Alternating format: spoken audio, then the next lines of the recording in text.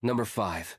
Last night, a friend rushed me out of the house to catch the opening act at a local bar's music night. After a few drinks, I realized my phone wasn't in my pocket. I checked the table we were sitting at the bar, the bathrooms, and after no luck, I used my friend's phone to call mine. After 2 rings, someone answered, gave out a low, raspy giggle, and hung up.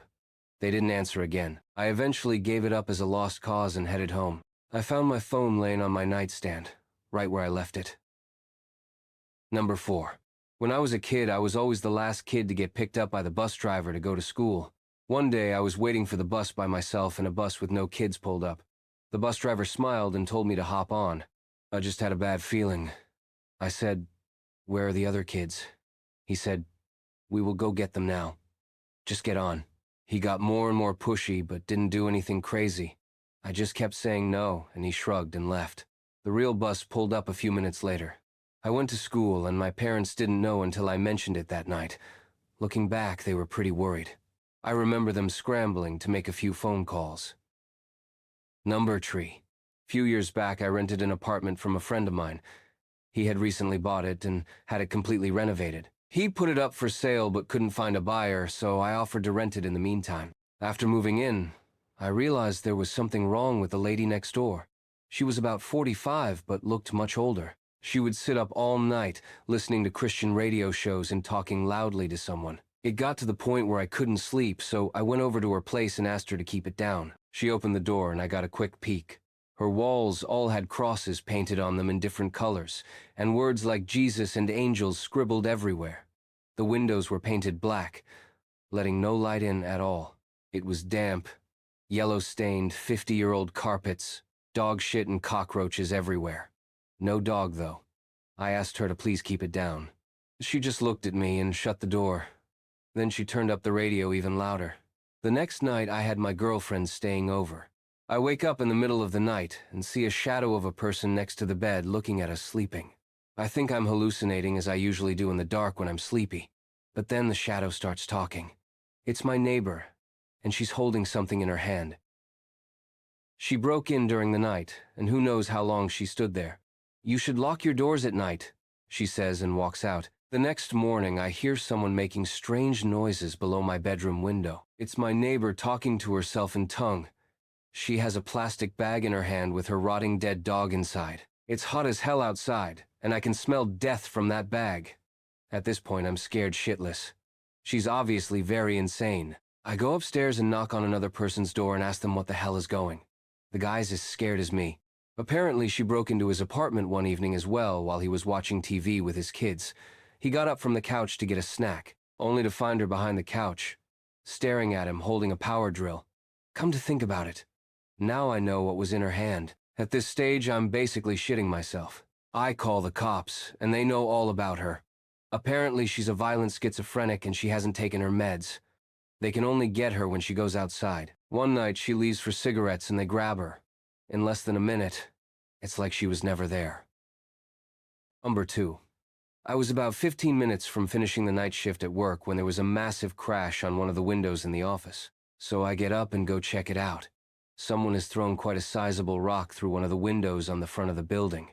This is made especially weird because I'm working in the industrial district at 11:3 at night with none of the other businesses open.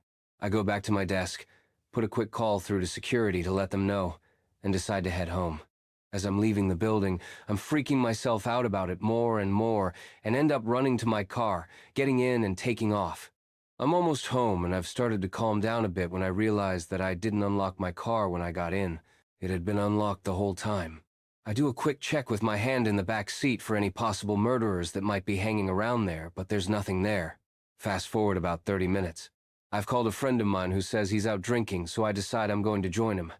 I jump on my bicycle and start riding over. I'm doodling along the road on my bike. It's a nice night and I'm in no big rush, just enjoying the moonlight when I hear someone riding behind me. I straighten up and stick to one side of the road. He passes me really slowly, and when he's right beside me, he shoots me a smile, and I can describe it as purely insane.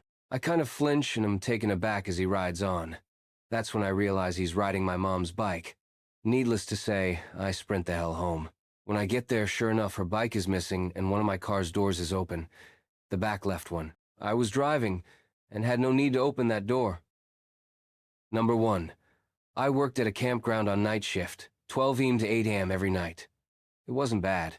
I would bring in my PS2 and game a good portion of the night, only having to deal with 1 or 2 people on busy nights. It was just me in this little 8-foot by 8-foot shack with nothing around but dark all night. My first week there, the other third shift guy who was quitting told me about this payphone a few feet from the shack where I worked. He said it rang every night at 4:17 a.m. Just once. It was probably just an automated test call, he guessed. He's never answered it himself. I go for a few months with the job. It was the middle of the summer, so most nights I had the windows closed so I couldn't hear the payphone go off. Mid-August, I started leaving the windows open during the night. Sure enough, at 4:17 a.m. every morning, the phone would ring once. The ring even sounded creepy, like the payphone was submerged in water and then put where it sat. One night, I got up the nerve to answer it. I set an alarm at 4:15 and would go wait at the phone until it rang. When it did, I answered it, but there was no sound, just dead air, like someone was on the other line but wasn't answering. I said hello a few times and hung up. I did this every night for a week with the same results. I didn't think anything of it, and left it alone after that for about a month. The first week of October, I decided to answer the phone once again. I set my alarm, and when the time came, I answered the phone. I repeatedly said hello into the phone, then I heard what sounded like someone inhaling through clenched teeth. The voice that sounded was rough, and sounded like he had gargled gravel. He said my name, my complete name. First, middle, and last. It was a voice I've never heard. My voice caught in my throat and I hung up. I rattled some change into the payphone and hit star 69. The number had come from California. I lived in Indiana. If you love real horror stories and mysterious encounters, hit the like button and subscribe to the channel so you don't miss any new uploads. And don't forget to check out the videos you missed. There's some serious fear waiting for you. The upcoming stories are even scarier, and the night is still young. Got a real horror story of your own? Share it in the comments, or send it to me. Your story might be featured in the next video.